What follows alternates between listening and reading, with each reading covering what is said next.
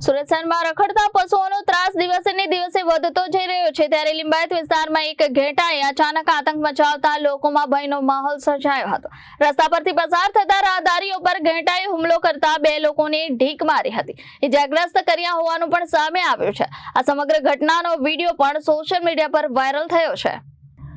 સુરતના લિંબાયત વિસ્તારમાં એક ઘેટાએ અચાનક ઉગ્ર સ્વરૂપ ધારણ કરતા રસ્તા પર આતંક મચાવ્યો હતો। રસ્તા પરથી પસાર થતા નિર્દોષ રાહદારીઓ પર ઘેટાએ હુમલો કરતા લોકોમાં દોડધામ મચી ગઈ હતી। આ ઘટનાના વાયરલ વિડીયોમાં ઘેટો બે લોકોને જોરદાર ઢીકો મારતો સ્પષ્ટ જોવા મળી રહ્યો છે।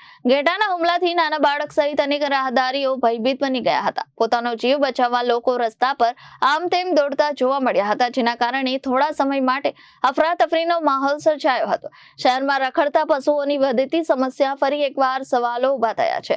સ્થાનિક લોકો દ્વારા રખડતા પશુઓને પકડવા અને આવી ઘટનાઓ અટકાવવા માટે તંત્ર પાસે કડક કાર્યવાહી કરવાની માંગ ઉઠાવી છે। Bureau report, Janadesh news, Surat.